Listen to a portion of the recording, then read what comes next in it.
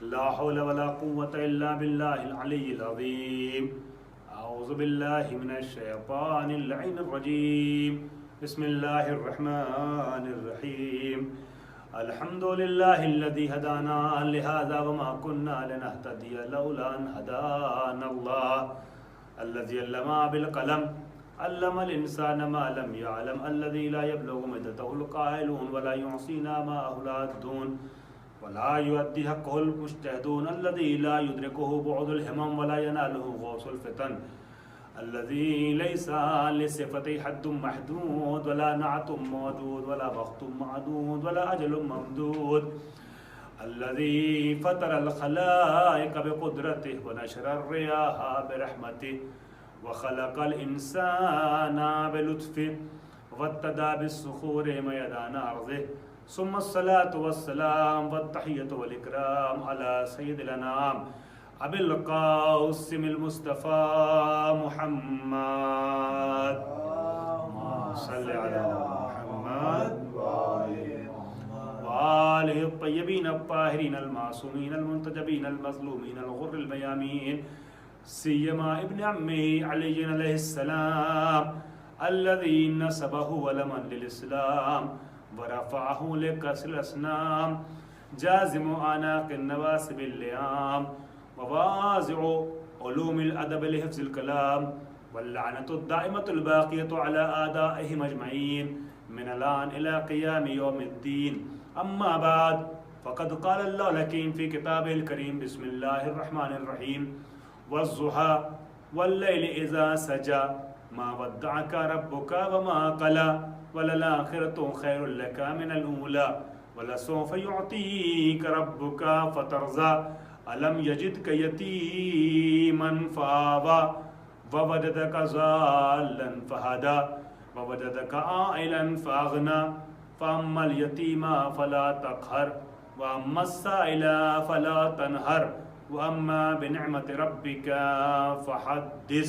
صلوات پڑھیں پر محمد اللہم صل علی محمد وآل محمد. حضرات، میرے محترم ناظرین و مخاطبین و سامعین، بالخصوص ادارے در بطول فریمونٹ کیلیفورنیا سے تعلق رکھنے والے آپ تمام مومنین کے لیے میں بارگاہ خداوندی میں دست بدعا ہوں کہ پروردگار عالم اس ماہ مبارک رمضان میں ہماری اور آپ کی طرف سے تمام اعمال کو قبول فرمائے.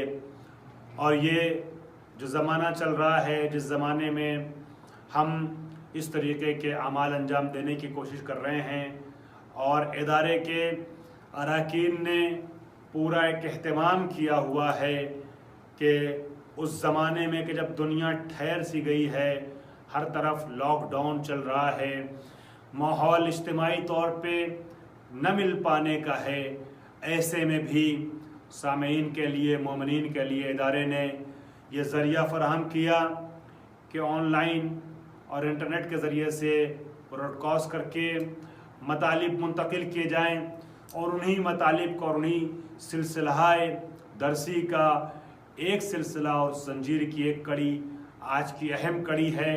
آج 10 رمضان المبارک کے موقع پر جناب خدیجۃ الکبریٰ ملکۃ العرب کی وفات کی تاریخ پر اس مجلس عزا کا اہتمام کیا گیا ہے.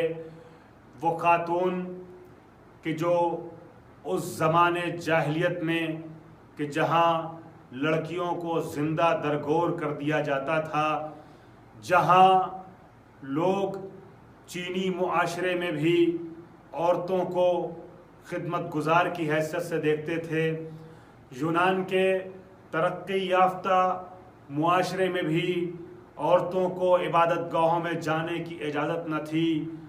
عرب کا اور اس کے اطراف کا تو عالم یہ تھا کہ اگر کسی گھر میں قرآن کی حکایت ہے جو میں آپ کے سامنے اپنے لفظوں میں بیان کر رہا ہوں، اگر کسی گھر میں بیٹی پیدا ہو جاتی تھی اور اس کو بیٹی کے پیدا ہونے کی خبر سنائی جاتی تھی تو پھر اس کا چہرہ شرم سے جھک جاتا تھا، شرمسار ہوتا تھا، سیاہ پڑ جاتا تھا، غیظ و غضب کے آثار نمودار ہو جاتے تھے.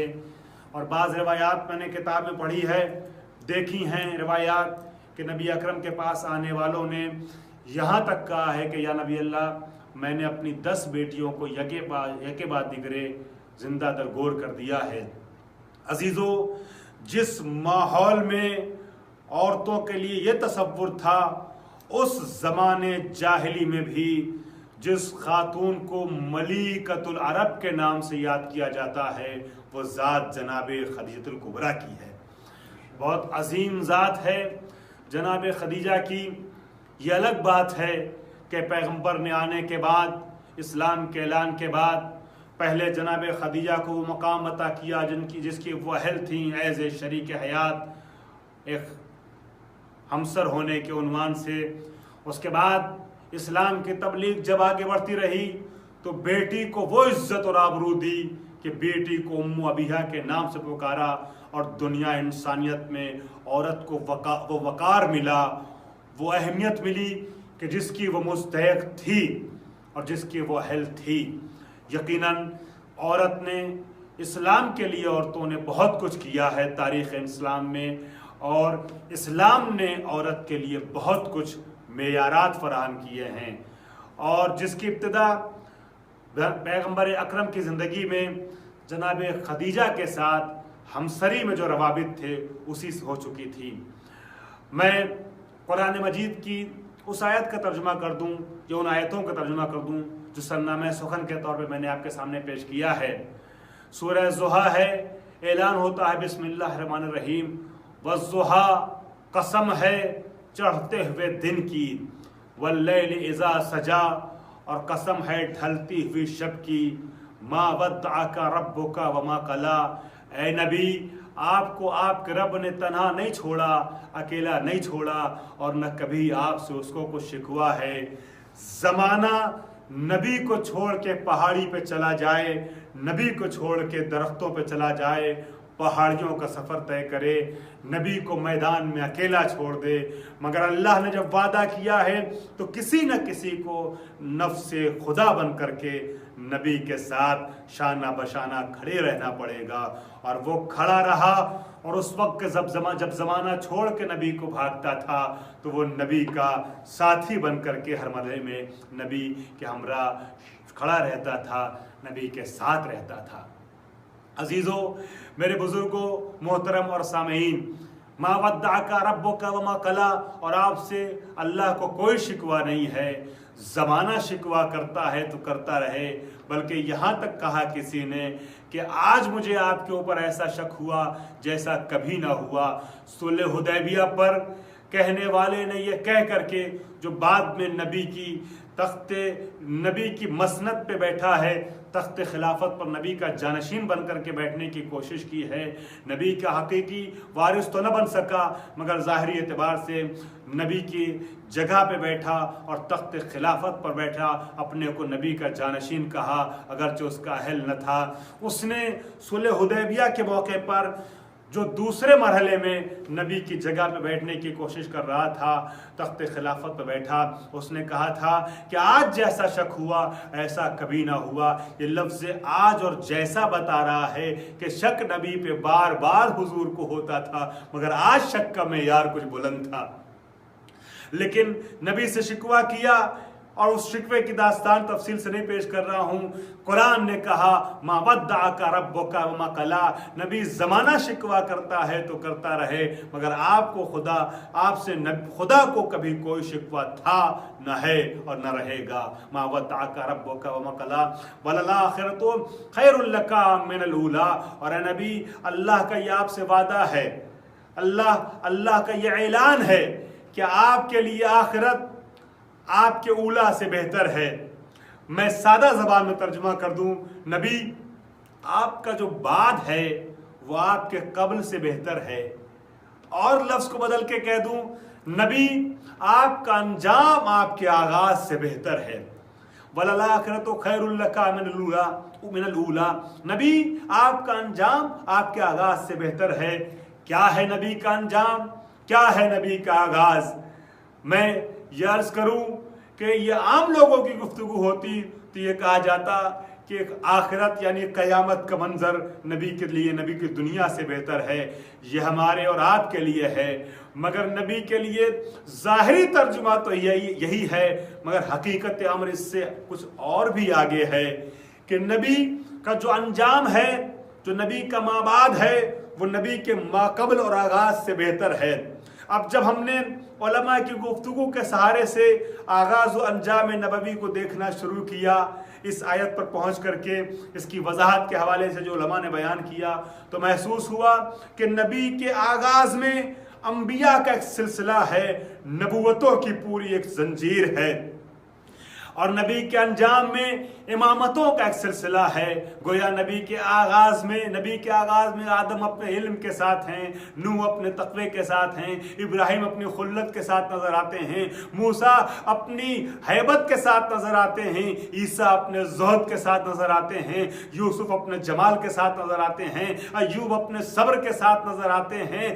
یہ سارے سلسلے ہیں جو نبی کے آغاز میں ہیں، اور اب ہم نے دیکھا کہ قرآن کہتا ہے نبی آپ کا انجام آپ کے آغاز سے بہتر ہوگا۔ انجام پہ نظر ڈالی تو دیکھا علی اپنے علم کے ساتھ ہیں، علی اپنے کمالات کے ساتھ ہیں، حسن اپنے خلق کے ساتھ ہیں، حسین اپنی شجاعت کے ساتھ، اپنے صبر کے ساتھ، زین العابدین اپنی عبادتوں اور اپنے صبر کے ساتھ، محمد باقر اپنے علم کے ساتھ ہیں، جعفر صادق اپنے صدق و صفا اور کمالات علمی کے ساتھ ہیں، موسی قاسم اپنے قزم غیظ و حلم کے ساتھ ہیں، علی رضا اپنے رضا اور تقوی کے ساتھ ہیں، صبر و رضا کے ہمراہ ہیں، اور محمد تقی اپنے تقوی کے ساتھ ہیں، علی نقی اپنی طہارت کے ساتھ ہیں، حسن عسکری اپنے جلال کے ساتھ ہیں، محمد مہدی اپنے کمال کے ساتھ ہیں۔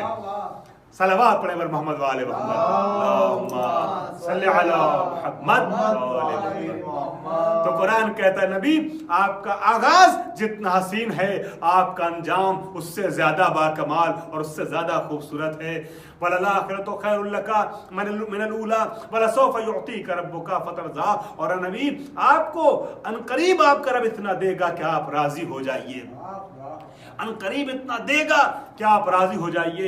اس آیت کی تفصیل کے لیے الگ سے ایک مجلس کی ضرورت ہے، جس کو میں یہاں چھوڑتے ہوئے آگے بڑھ رہا ہوں، چونکہ مجھے ذکر جناب خدیجہ تک بہت تیزی سے پہنچنے کا میرا ارادہ تھا، مجھے پہنچنا ہے۔ وَلَسَوْفَ يُعْطِيكَ رَبُّكَ فَتَرْضَىٰ أَلَمْ يَجِدْكَ۔ اب بڑی پرکیف وادی میں قرآن ہم کو لے کے آتا ہے اور یہ اعلان کرتا ہے نبی سے خطاب کرتے ہوئے، أَلَمْ يَجِدْكَ يَتِيمًا فَآوَىٰ۔ اے نبی کیا جب ہم نے آپ کو یتیم پایا تو پناہ نہ دی، وَوَجَدَكَ ضَالًّا فَهَدَىٰ۔ اور اے نبی کیا ہم نے آپ کو جب لوگوں کے درمیان گمشدہ پایا تو کیا آپ کو میں نے لوگوں سے روشناس نہ کرایا، تعارف نہ کرایا، وَوَجَدَكَ عَائِلًا فَأَغْنَىٰ۔ اور جب آپ کو تنگ دست پایا، محتاج اور غریب پایا تو کیا میں نے آپ کو دولت دے کے غنی نہ بنایا۔ اب آپ محسوس تو کریں، اعمال کسی کے ہیں، نسبت کسی کی طرف دی جا رہی ہے، تینوں عمل میں آپ آئیے تو آپ کو محسوس ہوگا عمل کسی کا ہے۔ آیت کے اگلے حصوں کو میں نے چھوڑ دیا سورے کے، جہاں اور پرکیف وادیاں ہیں، بس یہیں پہ آپ کو تھوڑی دیر روکوں گا۔ قرآن کہتا ہے أَلَمْ يَجِدْكَ يَتِيمًا فَآوَىٰ۔ اے نبی جب آپ یتیم تھے تو ہم نے آپ کی پرورش کی، ہم نے آپ کو پناہ دی، ہم نے اپنے سایہ عطوفت میں آپ کو رکھا۔ جب ہم نے تاریخ پر نظر ڈالی تو ہم کو پتا چلا یتیم عبداللہ محمد رسول اللہ کو جس نے پالا، جس نے آغوش تربیت میں رکھا، جس نے اپنی پناہ میں رکھا، جس نے دشمنوں کے شر سے بچایا، جو سپر پیغمبر بنا رہا کفار قریش کے مقابلے میں، وہ ذات ابو طالب کی ہے۔ اللہ اکبر، علی کے والد کا عمل کتنا محترم ہے کہ عمل ابو طالب کا ہوتا ہے، نسبت خدا اپنی طرف دیتا ہے۔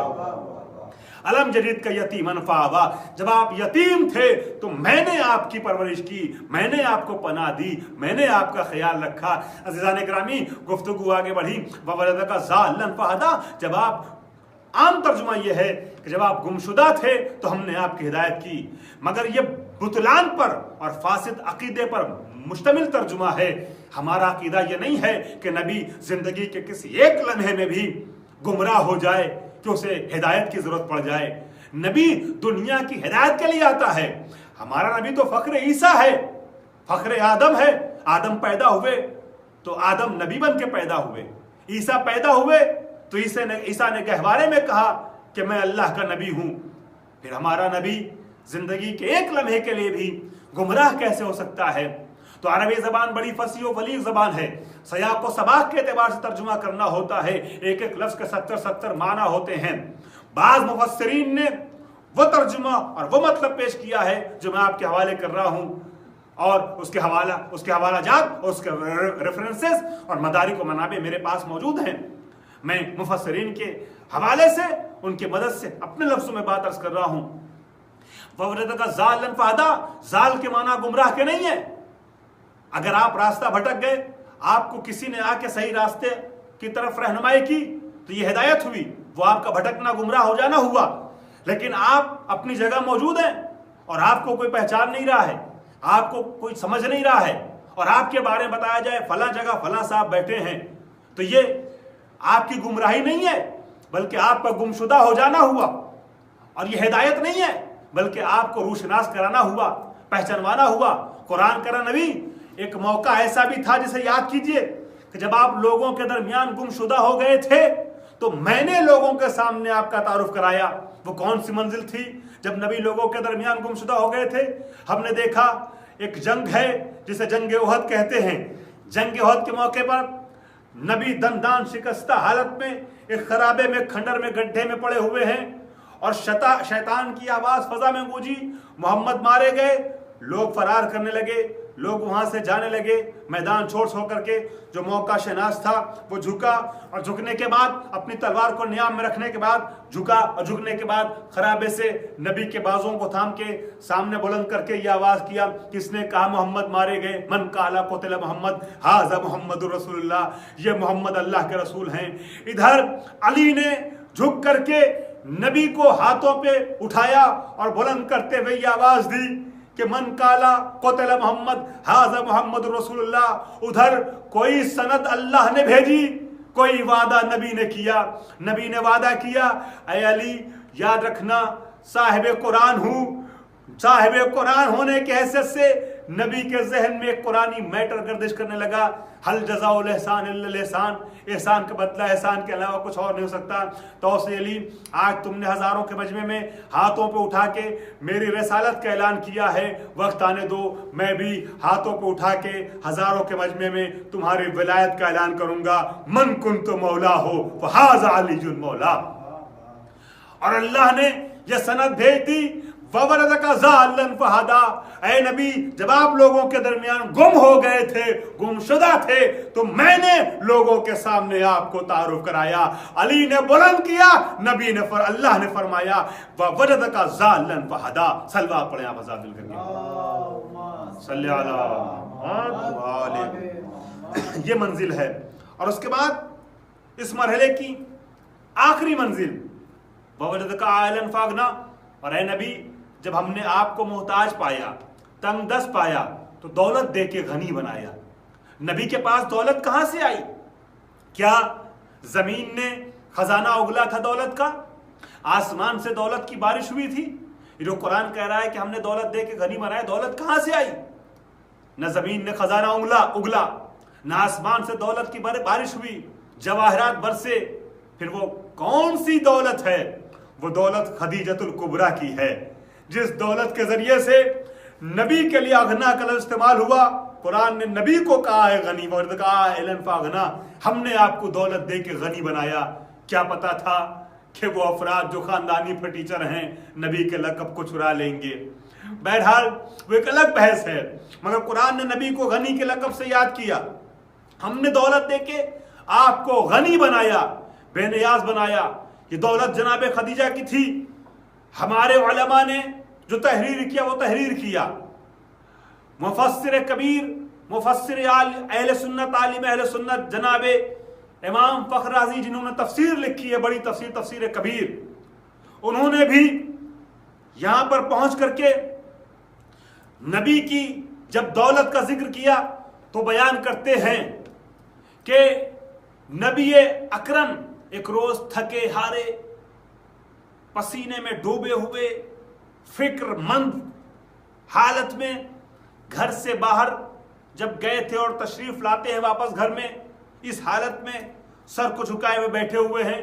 जनाब खदीजा आके पूछती हैं, ऐ मेरे सरताज क्या हो गया, आप इतना बेचैन क्यों हैं? وہ کون سی چیز ہے جس نے آپ کو اتنا بے چین کر دیا ہے، اتنا فکر مند کر دیا ہے؟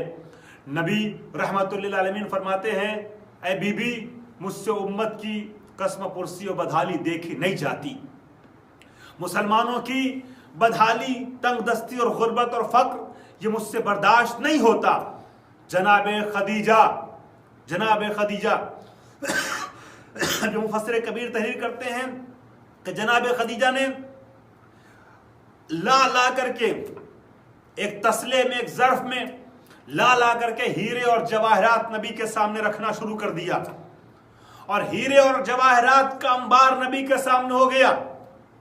اور مفسرین بیان کرتے، علماء بیان کرتے ہیں اتنا ٹیلا بن چکا تھا جواہرات کا کہ بلند قامت راوی اس پار سے اس پار نبی کو دیکھ نہیں پا رہا ہے۔ نبی کے سامنے جواہرات کا پورا انبار تھا، اور نبی اکرم سے جناب خدیجہ فرماتی ہیں یہ جتنے بھی سونے، چاندی، ہیرے، جواہرات جو کچھ بھی ہے، یا نبی اللہ یہ آج سے میرے نہیں ہیں بلکہ آپ کے ہیں۔ اور اس کے بعد اپنے غلام میسرہ کو، اب یہاں سے آپ کو اندازہ لگ جائے گا اس ایک جملے سے کہ خدیجہ کو ملکۃ العرب کہا جاتا تھا تو کن بنیادوں پہ کہا جاتا تھا، کہاں جناب خدیجہ کے سکے چلتے تھے اور جناب خدیجہ کی دولت کا چرچا تھا۔ جناب خدیجہ اپنے غلام میسرہ کو بلاتی ہیں، اور میسرہ کو بلانے کے بعد کہتی ہے میسرہ جاؤ چاہے زمزم پہ کھڑے ہو کر کے یہ اعلان کر دو کہ کوفے میں، بصرے میں، مکے میں، مدینے میں، پورے حجاز میں، دمشق میں، پورے شام میں، طائف میں اور مصر میں، جہاں جہاں بھی، خراسان میں، جہاں بھی جتنی بھی دولت میری جس کے پاس ہے وہ آج سے میری نہیں ہے بلکہ میرے شوہر مسلمانوں کے رسول محمد عربی کی ہے۔ اللہ اکبر! آپ محسوس کریں کہاں جناب خدیجہ کی بزنس تھا جناب خدیجہ کا، ان کی دولت تھی، ان کی تجارت تھی، ہر طرف پوری دنیا میں اس زمانے کی آباد دنیا میں جناب خدیجہ کا بزنس پھیلا ہوا تھا۔ اللہ اکبر! اتنی مالدار خاتون، اس کا اندازہ اس بات سے بھی لگایا جا سکتا ہے، میں جناب خدیجہ کا پیغمبر اکرم سے عہد کا جو مرحلہ ہے اس کے ایک بات کو پیش کر دوں تو اندازہ لگ جائے گا کہ وَوَلَدَكَ عَائِلًا فَأَغْنَىٰ اس قصیدے کی مستحق جناب خدیجہ ہے یا نہیں۔ پہلے جناب خدیجہ کی دولت کا یہ منظر آپ نے دیکھا، ایک اور منظر دیکھ لیجئے اور پھر محسوس ہوگا کہ جناب خدیجہ نے اتنی دولت رکھنے کے بعد نبی کے ساتھ کیسے زندگی گزاری، اور اس کے جواب میں اگر وہ جو کہتا ہے قرآن میں لا نضیع اجر المحسنین، ہم احسان کرنے والوں کے اجر کو ضائع نہ کرتے، اور یہ آیت نہ بھیجتا تو کیا کرتا؟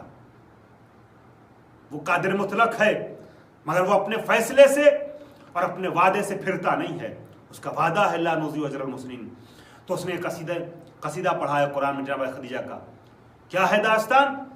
نبی اکرم کو جناب ابو طالب لے کر کے جناب خدیجہ کے پاس جاتے ہیں، اور جانے کے بعد کہتے ہیں کہ میرے بھتیجے کو بھی اپنے اموال میں سے کچھ اموال دے دیجئے، ہم سفر پہ جا رہے ہیں تجارت کے لیے، یہ بھی ہمارے ساتھ چلے۔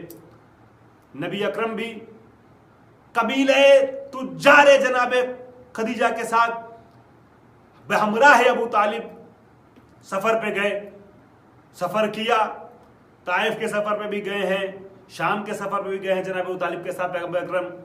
بہرحال جس سفر کی میں بات کر رہا ہوں، اس سفر سے جب نبی واپس آتے ہیں تو نبی اکرم سے پہلے دوڑا جناب خدیجہ کا وہی غلام جس کا میں نے ذکر کیا، میسرہ، وہ آتا، اور آنے کے بعد جناب خدیجہ سے کہتا ہے کہ اس بار جتنا فائدہ ہوا، منافع ہوا، پروفٹ ہوا بزنس میں، تجارت میں، اس کے پہلے کبھی نہ ہوا۔ اور اس نے جو عجیب و غریب چیزیں، معجز نما چیزیں ہم کہہ سکتے ہیں، نبی کی ذات سے سرزد ہوتی ہوئی دیکھی، وہ جلدی خلاصہ جناب خدیجہ کی خدمت بیان کیا۔ اور یہ وہی سفر ہے کہ جس میں راہبوں میں سے ایک راہب نے بھی جناب ابو طالب سے کہا تھا کہ ہم اس بات کا اعتراف کرتے ہیں کہ یہ جو آپ کے ساتھ جوان ہے یہ اللہ کا بھیجا ہوا نبی و رسول ہے، اس کی حفاظت کیجیے گا۔ وہ ایک الگ داستان ہے، الگ موضوع ہے۔ بہرحال وہ جو عجیب و غریب چیزیں دیکھی تھی اس نے آگے بتائی۔ اب جناب خدیجہ کو اشتیاق ہوا کہ پیغمبر اکرم کو دیکھیں۔ نبی اکرم آ رہے ہیں خدیجہ کے مکان کی طرف، خدیجہ اپنے گھر کے بالا خانے پہ ہیں، جب نبی گھر کے قریب آ گئے حساب کتاب کرنے کے لیے، مال اور اس کا جو سامان تھا اور جو فروخت کیا گیا تھا، اس کا جو پیسہ تھا، جو چیزیں تھیں، محاسبے کے لیے دروازے پہ آئے، خدیجہ نیچے آئیں اور اس کے بعد جناب پیغمبر اکرم سے کہتی ہیں کہ جائیے فلاں مقام پہ، وہاں سے دوبارہ واپس آئیے۔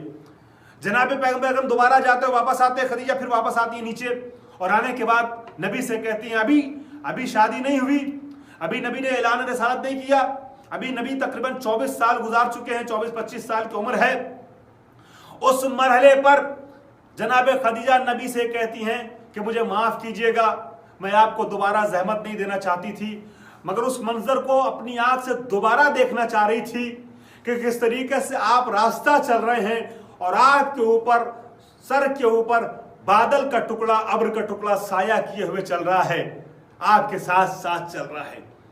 جو معرفت کی کرن جس کے دل میں پائی جاتی تھی، اس نے پیغمبر کے اس معجزے کو اعلان رسالت سے پہلے محسوس کر لیا تھا، اور اس کے بعد پیغمبر کے کمالات کی بنیاد پر وہ خدیجہ جو 40 سال کی ہو چکی تھی، اتنی بڑی عرب کی ملکہ تھیں، بڑے بڑے لوگوں کے رشتے آئے مگر کسی کے رشتے کو کبھی قبول نہ کیا، کسی کے عقد زوجیت میں جانا گوارا نہ کیا۔ شاید جناب خدیجہ کے مزاج میں یہ افتخار اللہ نے اس لیے رکھا تھا کہ اس افتخاری مزاج کی بنیاد پر خدیجہ اپنے کو نبی کے لیے بچا کے لے کے آگے بڑھ جائیں گی۔ اور اب وہ خدیجہ جن کے پاس دنیا کے تمام دولت مندوں کا، حکمرانوں کا، بڑی بڑی شخصیتوں کا پیغام آیا مگر قبول نہ کیا شادی کا، وہ خدیجہ جناب پیغمبر اکرم کے پاس بذریعہ ابو طالب خود پیغام عقد کا بھیجتی ہیں۔ پیغمبر اکرم کے سامنے ابو طالب یہ بات رکھتے ہیں، نبی قبول کر لیتے ہیں، شادی کی تاریخ معین ہو جاتی ہے۔ اب نبی بارات لے کے چلتے ہیں، شادی ہوتی ہے۔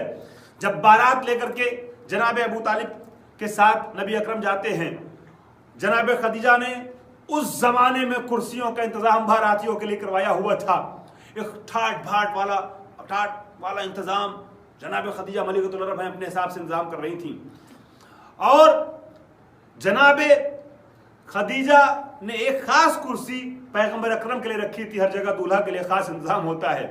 جب بارات پہنچی، ابو طالب تمام لوگوں کو لے کے نہیں گئے تھے، وہ بارات کی ہمارے یہاں کی کیفیت نہیں، مگر بہرحال گھر کے چنندہ خاندان کچھ افراد ان کو لے کے، مگر کیا کیا جائے کہ اپنے گھر والوں میں بھی ایک آدھ دو شیطانی کرنے والے کبھی نکل جاتے ہیں، شرارتی نکل جاتے ہیں، ان کو تنبیہ کی ضرورت پڑتی ہے۔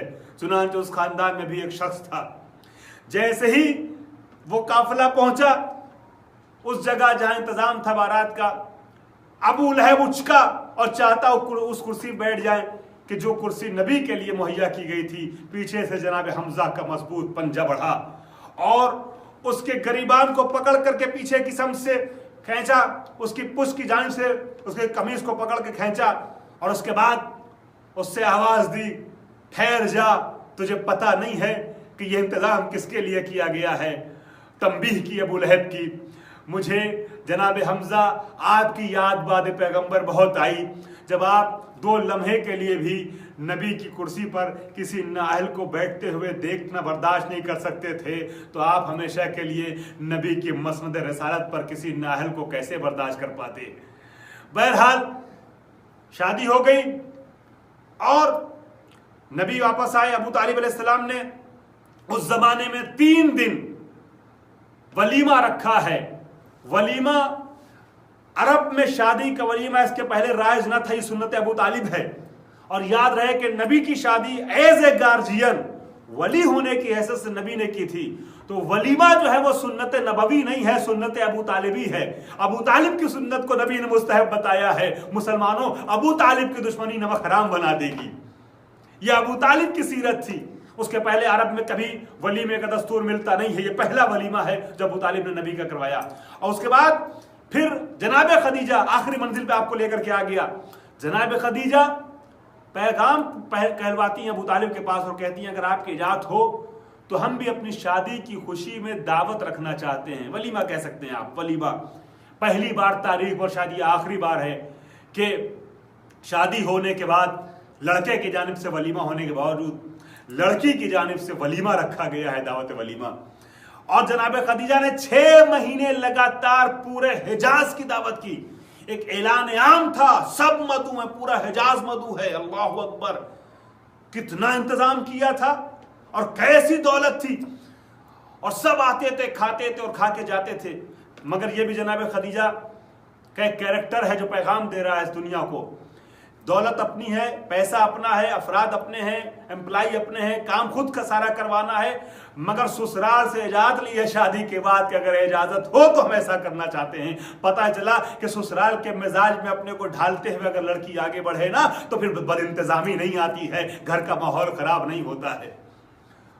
اور جناب ابو طالب نے بھی سوچا کہ جہاں حق ہے مجھے کیا اعتراض ہے.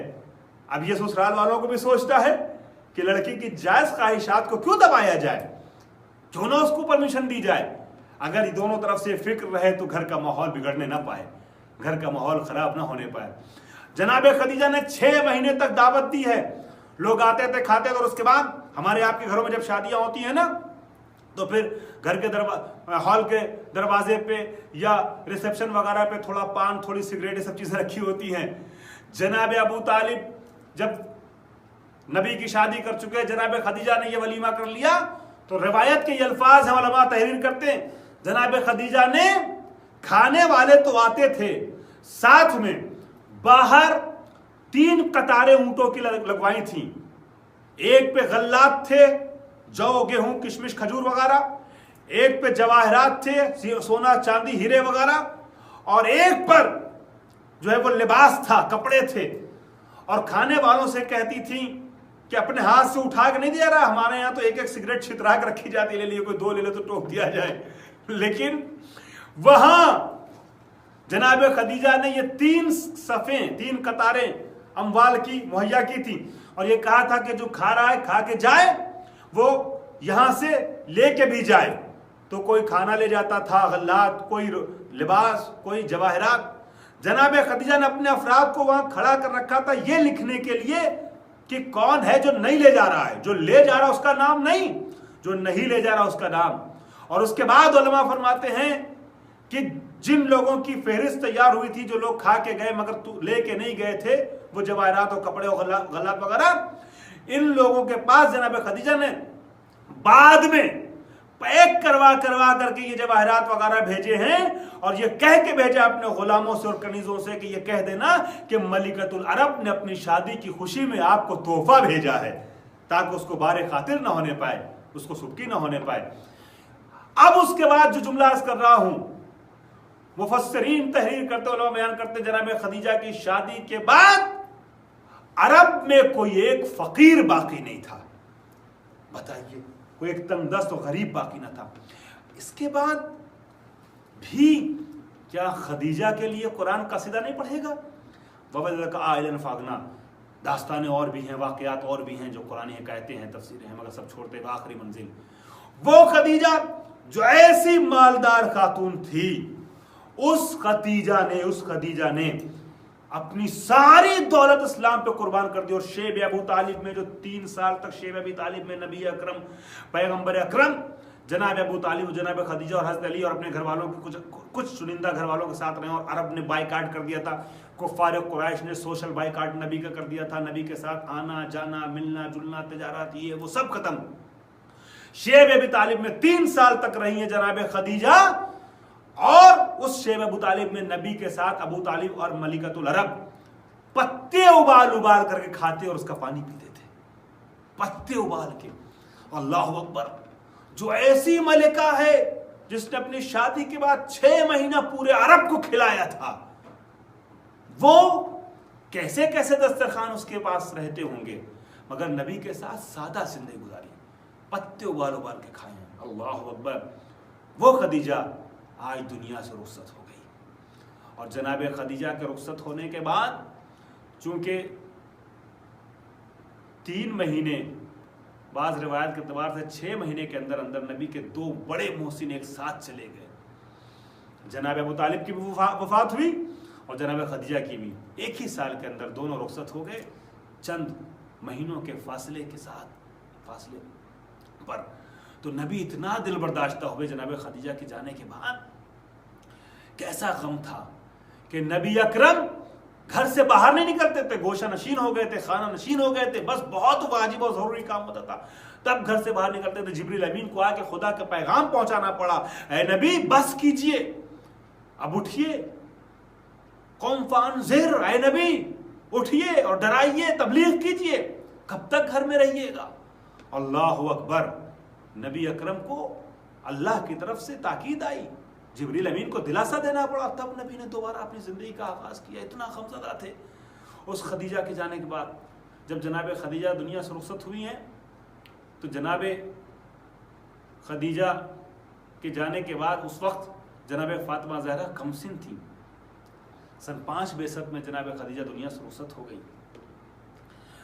اللہ اکبر.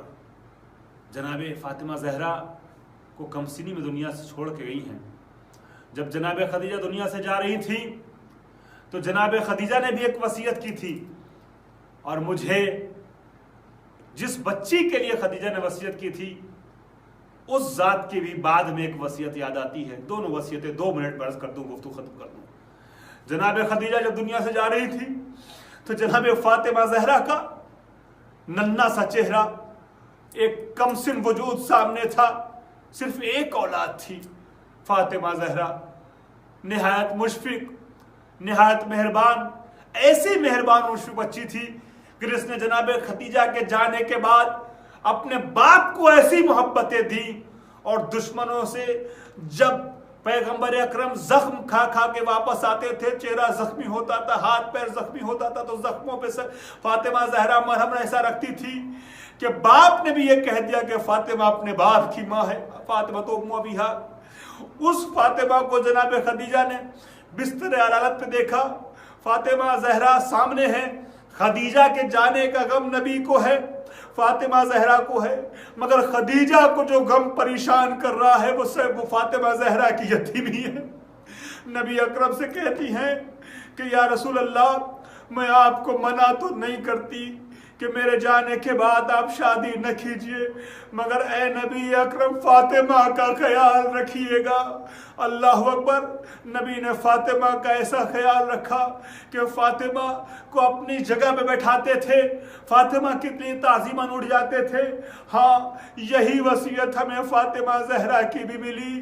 فاطمہ زہرا جب دنیا سے جانے لگی تو فاطمہ کے سامنے بھی چھوٹے چھوٹے 4 بچے تھے. حسن اور حسین 7 اور 8 سال کے ہیں.